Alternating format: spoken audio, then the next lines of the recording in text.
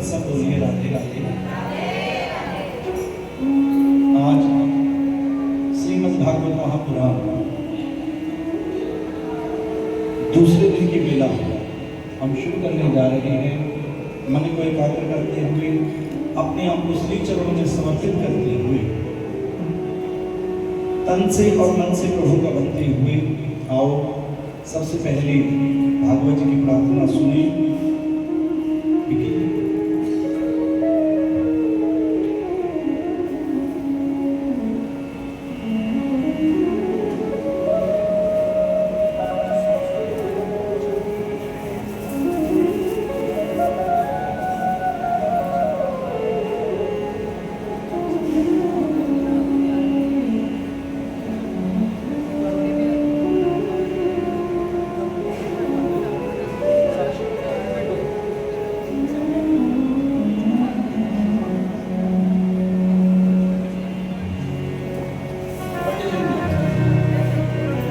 और आज खिमचंद जी और सुखनंदन जी आप आइए, इन बच्चों का तिलक करो। और विक्रम ब्राह्मण तिलक गोविंद जी आप भी आ जाओ।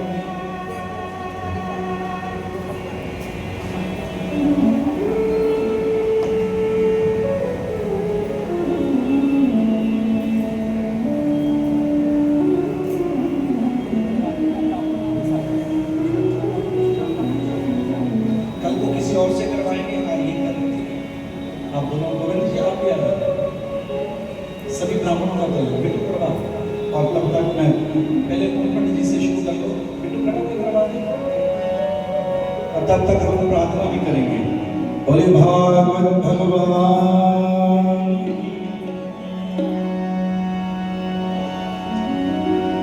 सारा जीवन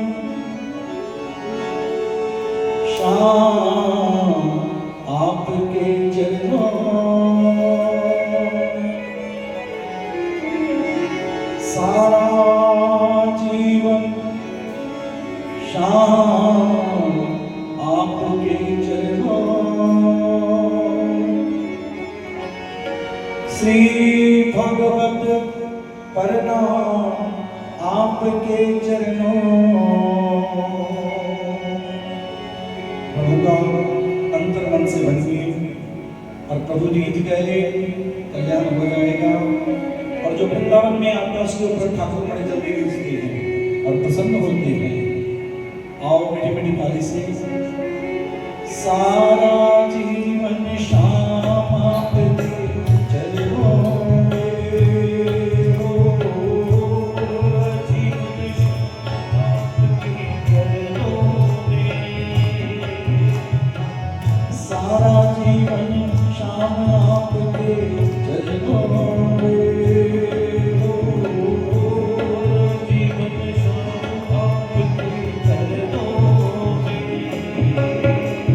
श्री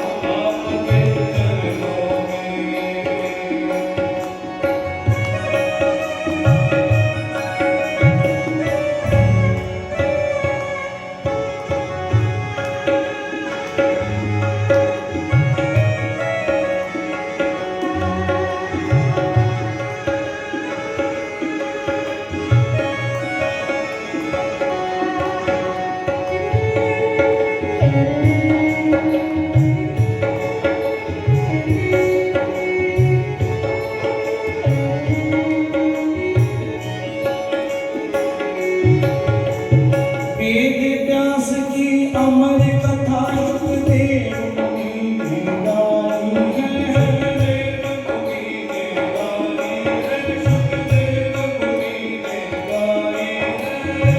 जिसको सुनकर राज परीक्षित जग से मुक्ति पाई है। जग से मुक्ति पाई है।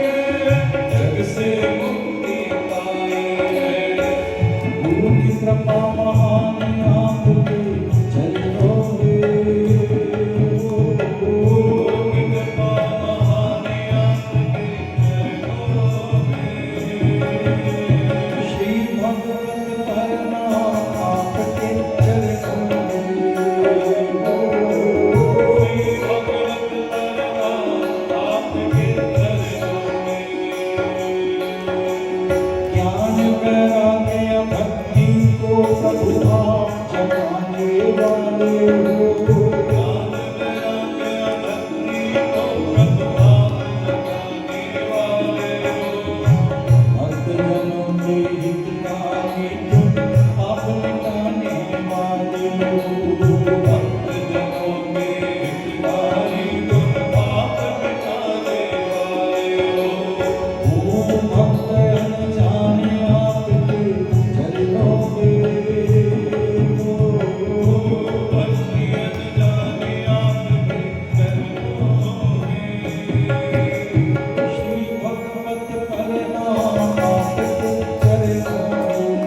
में। श्री भगवत परनाम आपके चरणों लगकर तेरे चरणों में प्रभु जीवन सफल बना ले हम। जीवन सफल बना ले हम। प्रभु जीवन सफल बना ले हम। बैठ के नैया शान नाम की भव सागर पर जावे हम। भव सागर पर जावे हम। भव सागर पर जावे हम।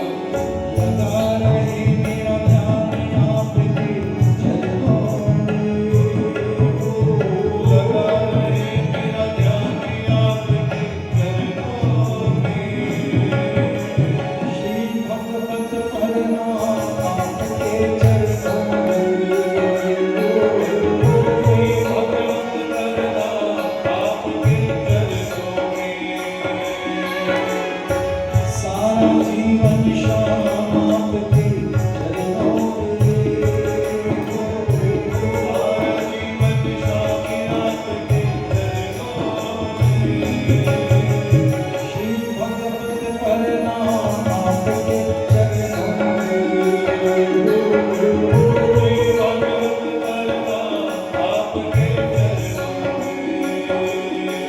राधे गोविंद गोविंद एक पार नंदलाल।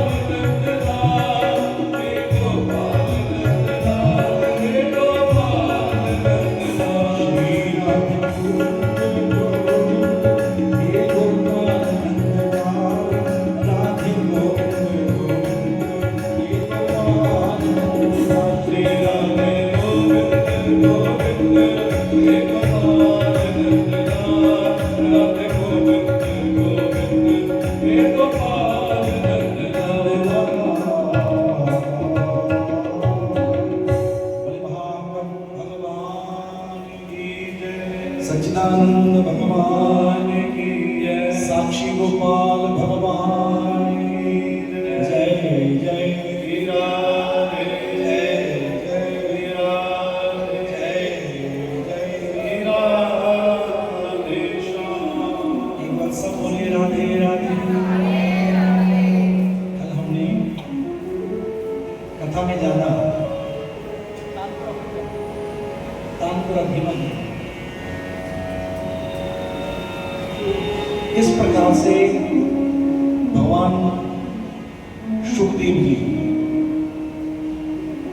श्री वेद व्यास जी से 18,000 भागवत जी के श्लोकों को कंठस्थ किया, याद किया, क्योंकि भागवत जी के प्रति सबकी प्यास होनी चाहिए। ये ऐसा अमृत है जितना पीते हैं जी चाहता और, क्योंकि ये बड़ा स्वाद अमृत है। अरे एक बार पीने से थोड़ा है। कई लोग कहते हैं हमने अभी सुनी थी, अभी कही थी, अभी कहा, टेलीविजन पर या मोबाइल पर रोज सुनते हैं। अरे भैया, जो ऐसा कहते हैं उन्होंने ढंग से एक बार भी नहीं सुनी, क्योंकि जब जब सुनेंगे तब तक कुछ ना कुछ नया ही प्राप्त होता है।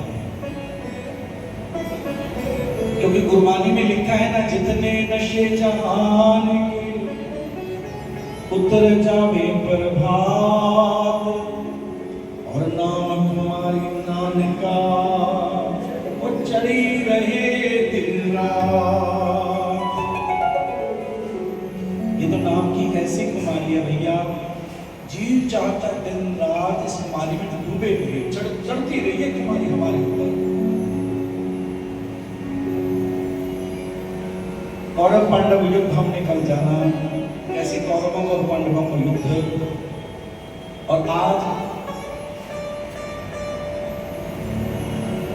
युधिष्ठिर जी को भगवान ने रोते हुए देखा, और युधिष्ठिर जी को रोते हुए मन में जैसे देखा कन्हैया ने देखते ही उनके पास पहुंच गए। क्या हुआ कि प्रभु हमारे कितने वंशज चले गए, मेरे कितने भाई चले गए। क्योंकि ये सूत जी अभी ये कथा सुना रहे हैं शौनकादि ऋषियों को नैमिषारण्य में। 88,000 ऋषि हैं वहां पर बैठे हुए। अब जैसे रोते हुए देखा, रोते हुए देखते मन में आया कि चलो अब इनका जो शोक है, दुख है, उसको दूर करें। और दूर कौन कर सकता है? कहते हैं इनको भीष्म पितामह के पास लेके चलते हैं, क्योंकि भीष्म पितामह जो आज बालू की शैया के ऊपर पड़े हुए हैं, 58 दिन हो गए। कितने? 58 दिन। इंतजार है। तो यहां पर सूत जी बोले, कन्हैया बोले चलो पांडवों आपको आज ज्ञान के लिए लेके चलते हैं, जो आपको शोक है, दुख है, संताप है, इसको दूर करते हैं। और जैसे पहुंचे भीष्म पितामह के पास, और पहुंचते ही प्रभु आ गए। अरे इतना इंतजार करवाया आपने मेरे को, मेरे को पता था आप आओगे। इन बालों की पीड़ को मैंने हंसते हुए सहा, क्योंकि इंतजार में था आप आओगे।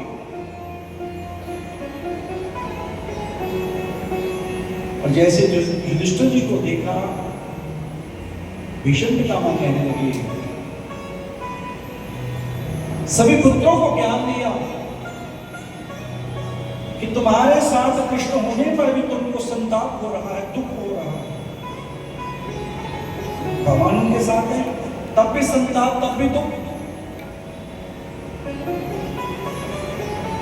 कि जो प्रभु के नजदीक जाता है, भगवान उसको संवारने के लिए उनके दुखों को, उनके कष्टों को वही दूर करते हैं। युधिष्ठिर, क्योंकि समझाने को तो भगवान समझा सकते थे युधिष्ठिर को, क्योंकि भगवान बोले पहले मैंने गीता का उपदेश दिया किसको? अर्जुन को, और अब इसको दूंगा। अब जैसे भीष्म पितामह के पास पहुंचे, पितामह कहने लगे कि कन्हैया, अरे मैंने आपकी प्रतिज्ञा को भंग किया है, आपका संकल्प था। क्योंकि जब मेरे को पता चला, दुर्योधन ने बताया कि आप युद्ध में आओगे पर अस्त्र और शस्त्र कुछ नहीं धारण करोगे, कुछ ग्रहण नहीं करोगे, और तभी मैंने संकल्प ले लिया था आपकी प्रतिज्ञा को मैं तोड़ूंगा। याद है प्रभु वो दिन, युद्ध का 10वां दिन? प्रभु बोले हाँ याद है। याद है जब मैंने बाणों की वर्षा की और अर्जुन को मैंने नीचे गिरा दिया था प्रभु, और आपने क्या किया था? रथ के पहियों को लिया दोनों हाथों में और मेरी ओर दौड़े दौड़े आ रहे थे, और प्रभु आपको दौड़ा हुआ देखकर और मैंने अपने अस्त्र शस्त्र सब कुछ नीचे रख लिया था और अपना मुकुट आपके चरणों में समर्पित कर दिया था, और मैं इंतजार में था, आओ केशव, आओ प्यारे, इस मिलन के लिए तो मैं तरसता था, आप आओ। प्रभु आप दौड़े दौड़े आ रहे थे और आपने संकल्प लिया था आप कोई अस्त्र शस्त्र कुछ नहीं उठाओगे, और मैंने आपसे उठवा दिया था। और याद है आपके पीछे पीछे अर्जुन ने आके आपके पैर को पकड़ा, अरे प्रभु क्या कर रहे हो, ये प्रतिज्ञा है। तो आपने कहा था, अरे मेरे भक्त की प्रतिज्ञा के आगे मेरी प्रतिज्ञा कुछ नहीं, अरे भक्तों के लिए मैं कुछ भी कर सकता हूं। याद है प्रभु आपसे अस्त्र उठा दिया था मैंने।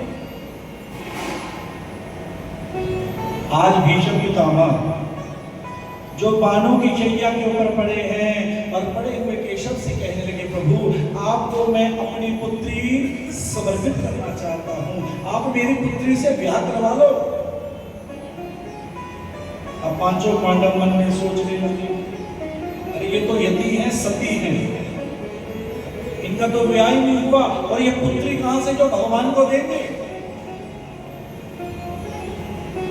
प्रभु जो मेरी बुद्धि है, मेरी यही बुद्धि है, आप मेरी बुद्धि को अपने चरणों में स्थान दो प्रभु। और मैं, क्योंकि आज उत्तरायण माघ का महीना शुक्ल पक्ष अष्टमी तिथि, मैं आप में आना चाहता हूं प्रभु। एक बड़ी सुंदर प्रार्थना है, किसी संतों ने ये प्रार्थना लिखी, इसकी 2 लाइनें आप भी सुनिए।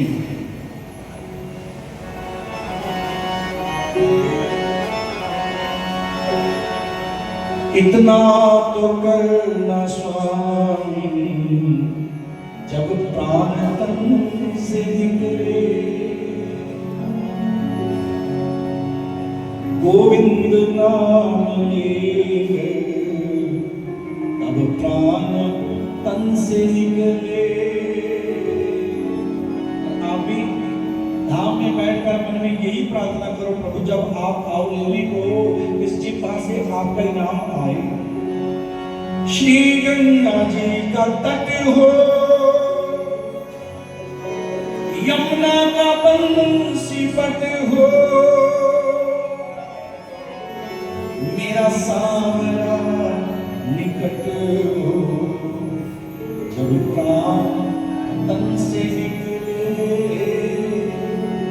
इतना तो करना, बोलो, जब प्राण तन से निकले। श्री वृंदावन का थल हो, मुकड़े में तुलसी दल हो। आप ही बोलिए, श्री वृंदावन का थल हो, मुकड़े में तुलसी दल हो। श्री विष्णु चरण जल हो, जब प्राण तन से निकले। गोविंद नाम लेकर अब प्राण तन से निकले। सन्मुख सांवरा हो, बंसी का स्वर भरा हो, तिरछा चरण धरा हो,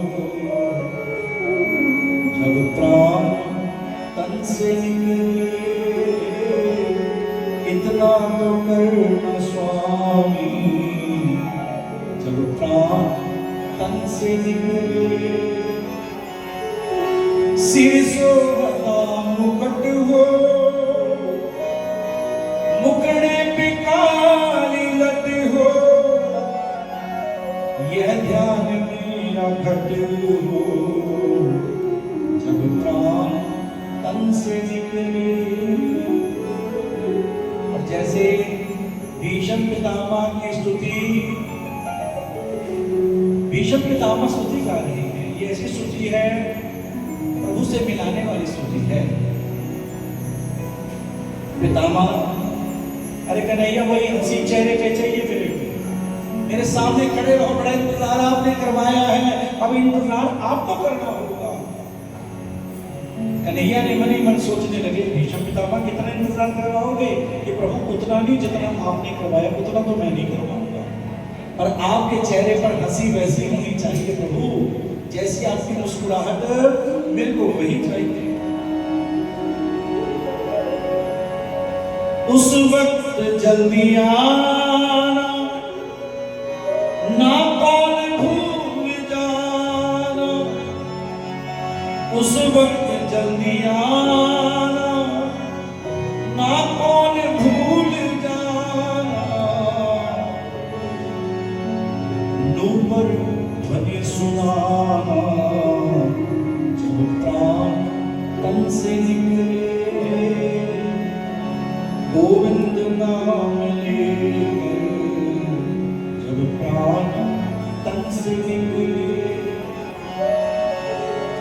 यह नेक की अर्ज है, माना तो क्या हर्ज है। अरे मेरी तो एक छोटी सी विनती आपके चरणों में, यह नेक की अर्ज है, मानो तो क्या हर्ज है, कुछ तेरा भी फर्ज है, जब प्राण तन से निकले, इतना करना स्वामी, जब प्राण तन से निकले, गोविंद नाम लेकर, जब प्राण तन से निकले, इतना करना स्वामी। अब पांडवों का जो शोक था प्रभु ने संताप को दूर किया। हमारी भी यही प्रार्थना होनी चाहिए प्रभु, उस वक्त आपको भी जल्दी आना पड़ेगा, पर उसके लिए तो उसको पहले से याद करना पड़ेगा, तभी वो आएंगे। तो यहाँ पर सुत जी कहने लगे, शौनकादि ऋषियों, उत्तरायण में भीष्म पितामह प्रभु धाम को गए, क्योंकि इनका भी एक बहुत बड़ा पाप था। एक सांप को इन्होंने भी सब कांटों के ऊपर दे मारा था, जितने कांटे उसको मिले आज उतने कांटे भीष्म पितामह को मिले। आइए अब आगे कथा में जाते जाते पांडव अब गोलोक धाम को गए। अपने पुत्र, क्या नाम है पुत्र का, जो कल आपने सुना, राजा परीक्षित, उसको राजगद्दी दी, और राजगद्दी कहते हुए कि पुत्र जीवन में कभी पाप मत करना, और पाप करना तो दूर, पाप होते देखना भी नहीं।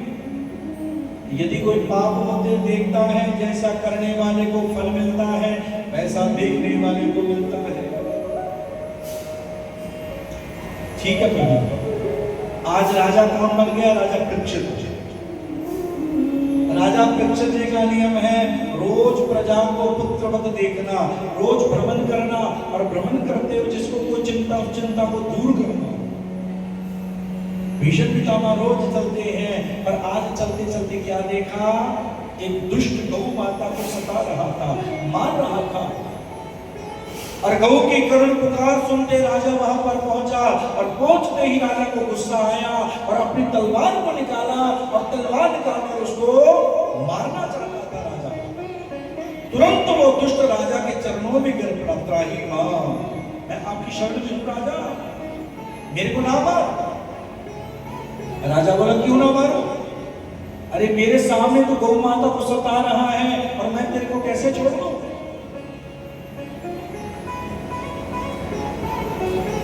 और और तेरे में ऐसा क्या है जो तेरे को छोड़ दूं? वो कहने लगा महाराज मेरे भी, अरे मेरे में इतनी पावर है, ना सतयुग में, ना त्रेता युग में और ना द्वापर युग में। राजा बोला इसी तेरे में है तो है क्या?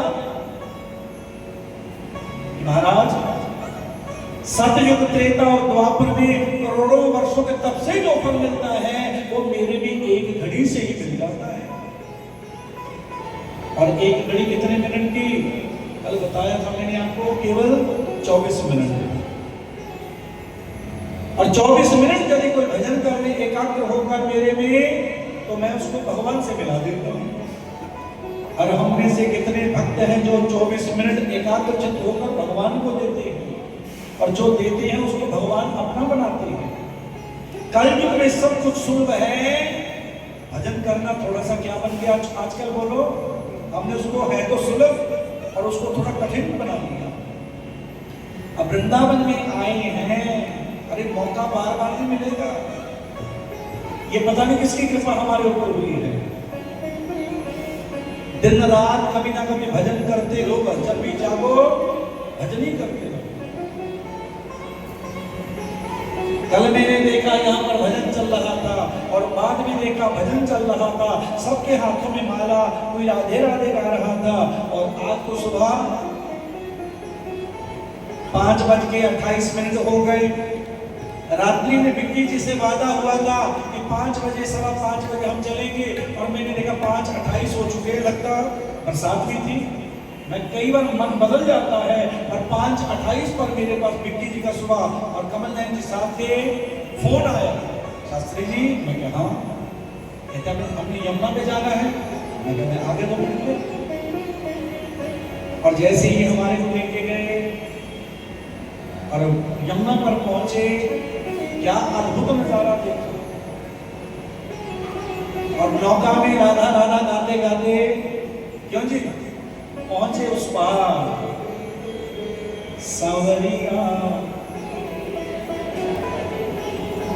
और जैसे परली पार पहुंचे, और पहुंचते ही, क्योंकि मैं तो वैसे ही गया था, मेरे को तो ये था केवल कीर्तन ही करना है, पर जहां वहां पर जाके हमने देखा हमारे कमल नयन जी ने तो वस्त्रों का त्याग किया। कमल नयन जी, और जैसे इन्होंने वस्त्रों का त्याग किया, ये तो यमुना के भीतर मध्य में पहुंच गए। अब मेरे मन में भी था, मैं तो वैसे ही गया था भैया, पर यमुना महारानी ने ऐसी कृपा कर दी, मैं कहा जी मैं भी आ गया। और हमारे साथ में बहनें 3, वो भी हम 6 लोग गए थे। क्या आनंद है। आप भी जाया करो, सुबह 5:30 बजे तो घर में तो सोती रहते भैया। ये मोबाइल तो घर में भी नहीं छूटता। यहाँ पर केवल भजन करो, गंगा स्नान करो। और एक बात बता दो, बिहारी जी का बुरा मत मानना, रोज दर्शन करो। एक बार दर्शन कर लिया, ऐसा कर लो, फिर यहाँ बैठकर, कमरे में बैठकर राधे राधे शाम शाम जपते रहो बस। ज्यादा घूमने से भगवान नहीं मिलते। एकाग्र होके बैठो। वृंदावन में कनकन में मेरा बिहारी है, आप यहाँ पे उनको बुलाओगे। और वहां पर हमने अद्भुत नजारा देखा। और कल रात में तो ऐसा नजारा, क्या बात है। और भजन गाते समय दर्शन ऐसे लगे जैसे भोलेनाथ आ गए। क्यों जी?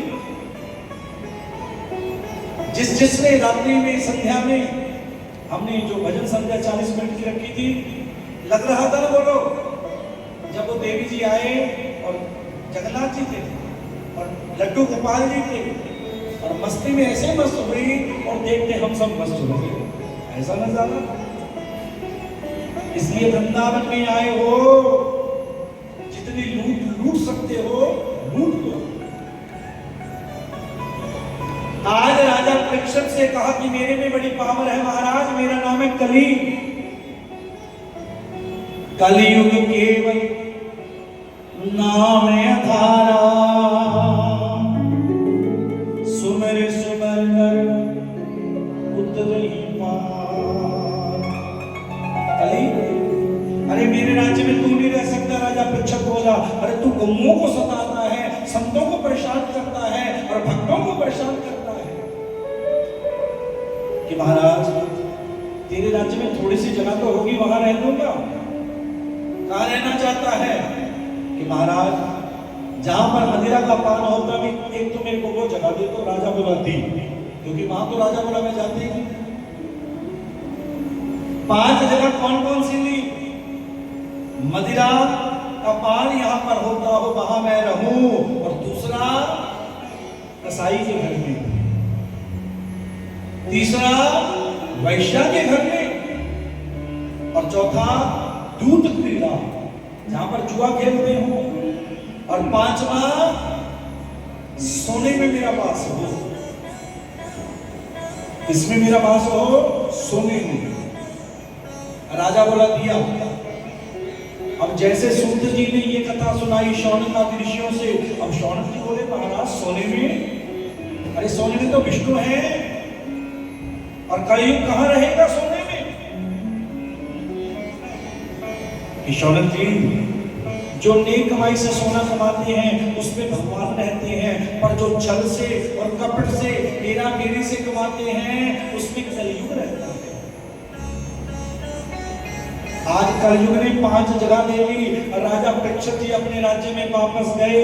अगली सुबह उठे, उठते ही मुकुट सजाया। आज फिर प्रजा को पुत्र मत देखते हुए जाना है राजा ने, और आज मत्थे पे कौन सा मुकुट सजा लिया? जो इनके पूर्वजों ने छल से जीता था, कपट से जीता था, हेरा फेरी से जीता था। सुना है आपने? किससे जीता था ये? जरासंध से। क्योंकि जरासंध ब्राह्मणों का बड़ा पुजारी था, ब्राह्मणों की बड़ी सुनता था। आज कन्हैया बोले कि दिग्विजय यज्ञ के लिए सब राजा मान गए, और नहीं माना तो जरासंध। कन्हैया बोले चलो उसको मनाने। साथ में ले लिया भीम को, अर्जुन जी को, और ब्राह्मण बन के गए। और ब्राह्मण बनते ही वहां पर पहुंचे। राजा तेरे से भिक्षा चाहते हैं। राजा बोला क्या चाहिए पंडित जी बोलो। कि राजा पहले संकल्प कर, और संकल्प करेगा तभी मांगेंगे। कि संकल्प किया, राजा तेरे से युद्ध चाहते हैं, हमसे लड़। अब राजा ने तो हाथ जोड़ दिए कि महाराज मैं ब्राह्मणों से नहीं लड़ता। तो कन्हैया बोले हम ब्राह्मण नहीं, तो प्रभु अपना परिचय दो। कन्हैया ने कहा कि मैं द्वारिकाधीश। जरासंध ने मन में विचार किया, कमल नयन जी, और मन में क्या विचार किया? अरे एक बार बड़ी मुश्किल से इनसे जीता हूं, आज लड़ूंगा तो हार जाऊंगा। ये कौन है? ये अर्जुन। जरासंध बोला ये बल भी मेरे से कमजोर है, इससे भी नहीं लड़ूंगा मैं। ये भीम, हाँ इससे लड़ूंगा मैं। क्योंकि जरासंध बोला हम 3 में समान ताकत है, भीम, दुर्योधन और जरासंध। तीनों ने शिव का भजन किया था और भगवान प्रसन्न हुए। तीनों को 10-10 हजार हाथियों का बल दिया।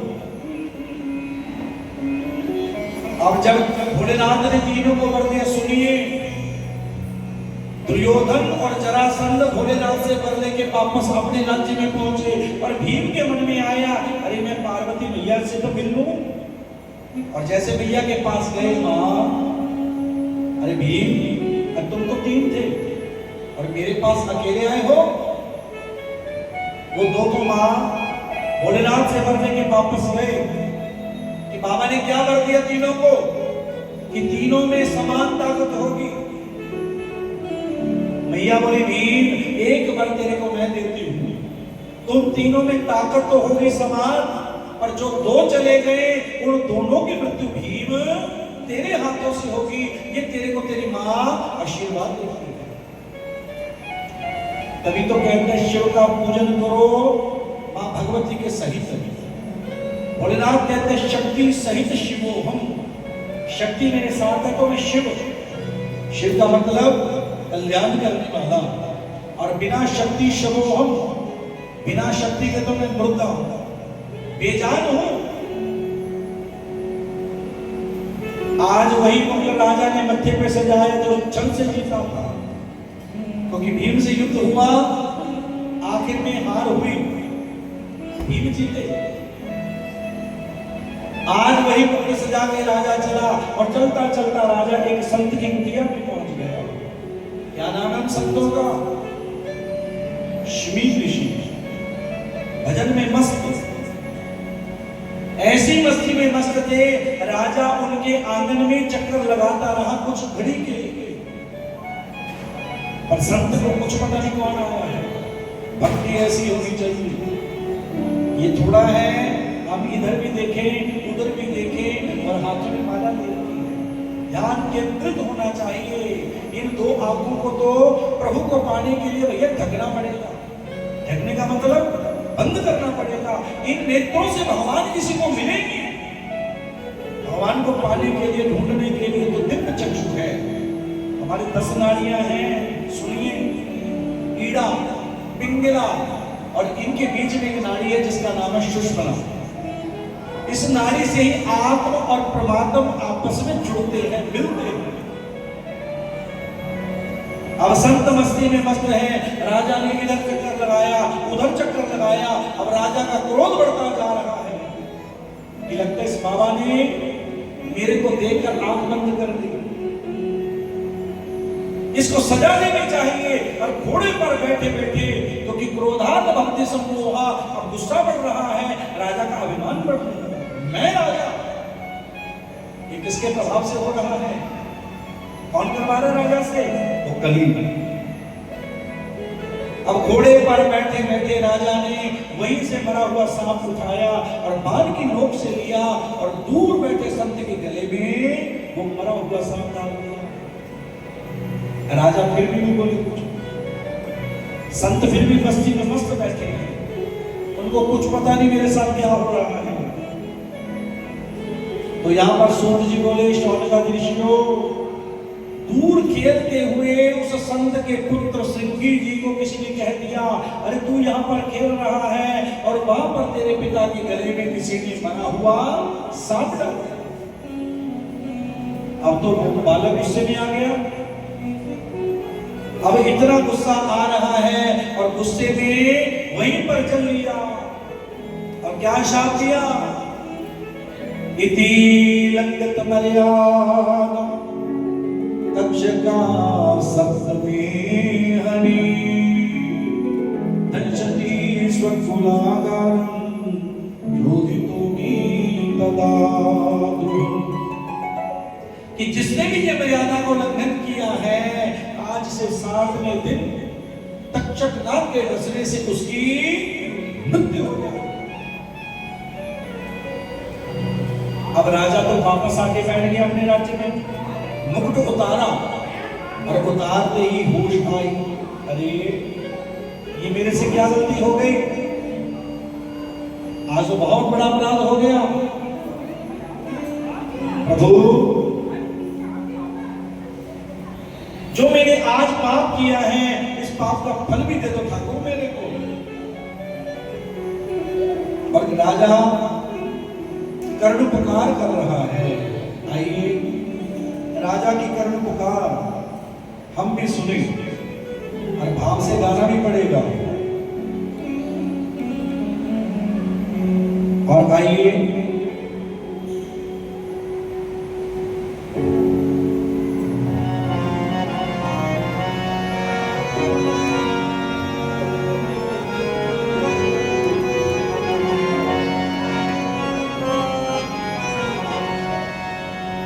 श्री कृष्ण कन्हैया लाल की।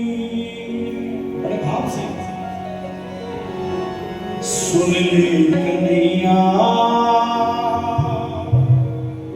राजा ने मुकुट उतारा, कन्हैया से कहा, प्रभु इस पाप का जो आज मैंने अपराध किया, इसका मेरे को फल भी दे दो। अरे हम तो रोज ही अपराध करते हैं, क्यों नहीं करते कि नहीं करते? क्या हमने भगवान से कभी फल मांगा? कहते हैं छुपा लो पाप को।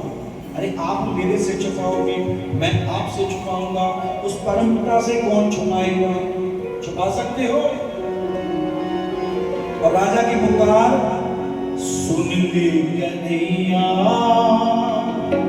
अर्जी हमारी तारो मत तारो, मर्जी तुम्हारी।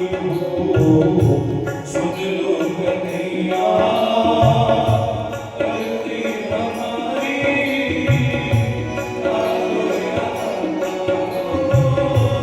अर्जी हमारी सुन ली कन्हैया अर्जी हमारी, तारो तारो शाम मर्जी तुम्हारी हो। सुन ली कन्हैया तो पार कर लो अर्जी हमारी, तारो अर्जी तुम्हारी हो। सुन ली कन्हैया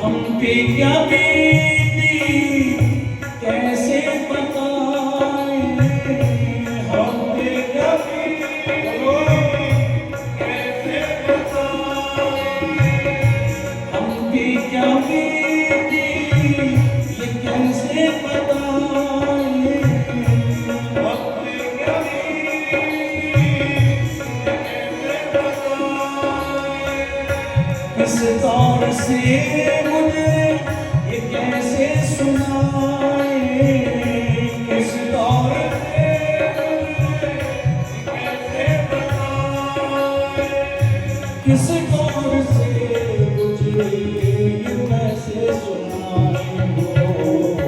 तुमको पता है हाल तुम्हारी, तारो न तारो शाम मर्जी तुम्हारी हो।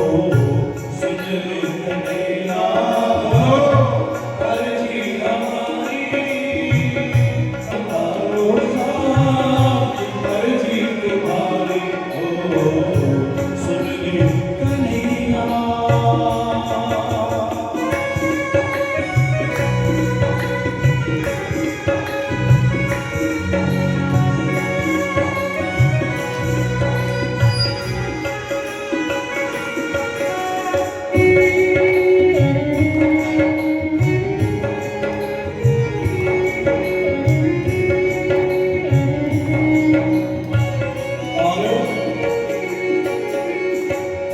जो भी कहोगे वो ही करूँगा, जो भी कहोगे जो भी कहोगे वो ही करूँगा, जो भी कहोगे वो ही करूँगा, जैसे रखोगे वैसे रहूँगा, जैसे रखोगे वैसे रहूँगा, जैसे रखोगे वैसे रहूँगा हो।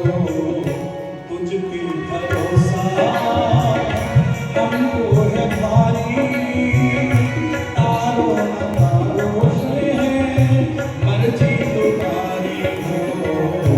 सुन ली कन्हैया अर्जी हमारी, तारो न तारो अर्जी तुम्हारी हो। सुन ली कन्हैया जय हो काली।